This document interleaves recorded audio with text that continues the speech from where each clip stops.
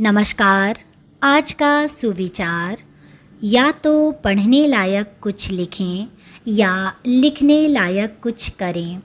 Either right something worth reading और do something worth writing. कहने का तात्पर्य ये है प्यारे बच्चों कि हमें अपने कर्म इस प्रकार से करने चाहिए कि हमारी अनुपस्थिति में भी लोग उसका अनुकरण करें। आज के लिए इतना ही। धन्यवाद। गुड मॉर्निंग बच्चों। हमारा आज का शब्द है एक्सेंट। ACCENT। एक्सेंट। एक्सेंट का अर्थ होता है लहजा, भाषा की क्षेत्रीय उच्चारण शैली। उदाहरण के तौर पर हम अपने दोस्तों को इंग्लिश में बोलते हैं फ्रेंड्स, वहीं अमेरिकन इसको प्रोनाउंस करेंगे फ्रेंड्स।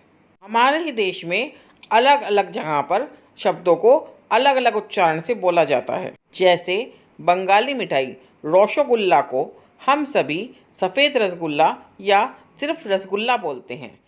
धन्यवाद। Good morning. प्रस्तुत है आज की पहेली यानी टुडेज पजल। तो आज की पहेली है, वो क्या है जिसे आप एक बार खाकर दोबारा नहीं खाना चाहते? जी हाँ, बिल्कुल सही सुना आपने।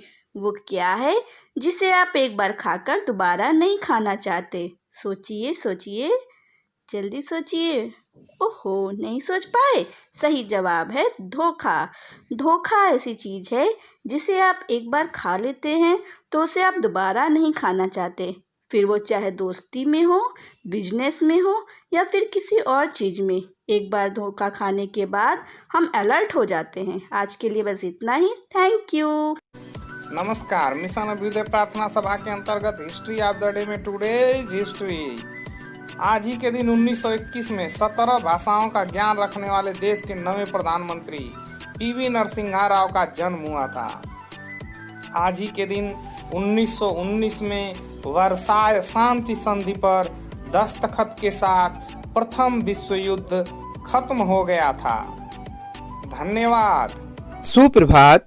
आज का विशेष, वर्साय की संधि।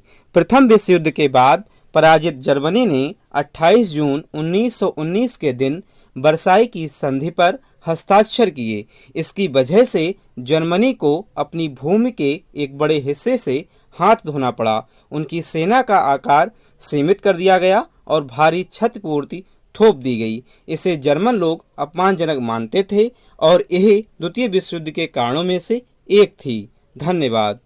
गुड मॉर्निंग बच्चों, मैं लेकर आया हूँ टुडेज क्विज और आज का हमारा पहला प्रश्न है, हिंदी भाषा की लिपि कौन सी है? तो बच्चों इसका आंसर है, हिंदी भाषा की लिपि देवनागरी लिपि है और इसको नागरी लिपि भी कहा जाता है। आज का दूसरा प्रश्न है, हिंदी भाषा का प्रथम समाचार पत्र कौन सा है? उदंत मार्तंड हिंदी भाषा का प्रथम समाचार पत्र है। आज का हमारा तीसरा प्रश्न है, हिंदी भाषा का प्रथम महाकाव्य कौन सा है? पृथ्वीराज रासो हिंदी भाषा का प्रथम महाकाव्य है। और आज का अंतिम प्रश्न है, हिंदी भाषा के प्रथम कवि कौन थे? चंद्रवरदाई जी हिंदी भाषा के प्रथम कवि थे। धन्यवाद। नमस्कार। आज का बाल गीत, रेल चली भाई रेल चली, छुक छुक छुक छुक रेल चली, रेल चली भाई रेल चली, छुक छुक छुक छुक रेल चली। लगता इसमें टिकट नहीं, लगता इसमें टिकट नहीं, जाती शहर और गली, रेल चली भाई रेल चली। जल्दी जल्दी बैठो भाई, कभी नहीं है देर भली, जल्दी जल्दी बैठो भाई, कभी नहीं है देर भली। रेल चली भाई रेल चली, छुक छुक छुक छुक रेल चली। धन्यवाद। गुड मॉर्निंग प्यारे बच्चों, मैं आज एक बहुत ही मॉरलफुल स्टोरी लेकर आई हूँ जिसका नाम है मुर्गे की अकल ठिकाने। जैसा कि इसका नाम सुन के ही पता चल रहा है कि ये स्टोरी एक मुर्गे पर आधारित है, तो चलिए इस स्टोरी को शुरू करते हैं। एक समय की बात है, गांव में ढेर सारे मुर्गे रहते थे। गांव के बच्चे ने किसी एक मुर्गे को तंग कर दिया था। मुर्गा परेशान हो गया। उसने सोचा, अगले दिन सुबह मैं आवाज़ नहीं करूँगा, सब सोते रहेंगे, तब मेरी अहमियत सबको समझ में आएगी और मुझे तंग नहीं करेंगे। मुर्गा अगली सुबह कुछ नहीं बोला। सभी लोग समय पर उठकर अपने अपने काम में लग गए। इस पर मुर्गे को समझ में आ गया कि किसी के बिना कोई काम नहीं रुकता, सबका काम चलता रहता है। तो बच्चों, कहानी से हमने जाना कि हमें घमंड नहीं करना चाहिए। हमारी अहमियत लोगों को बिना बताए पता चल जाती है। तो बच्चों, थी ना अच्छी स्टोरी? Thank you. नमस्कार। आज मोटिवेट और सेल्फ का विषय है टीम वर्क का महत्व।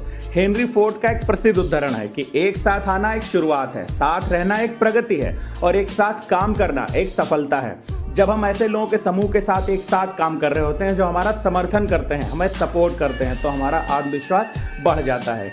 एक टीम में हमारे बीच आपसी समझ अधिक होती है तथा हम अस्वीकृति के डर के बिना अपने विचारों को अधिक आत्मविश्वास से रचनात्मक और मुखर होकर साझा कर पाते हैं। टीम में काम करते हुए हम विभिन्न प्रकार के कौशल और प्रतिभा वाले लोगों का सामना करते हैं जिनसे हम कुछ नया सीख पाते हैं।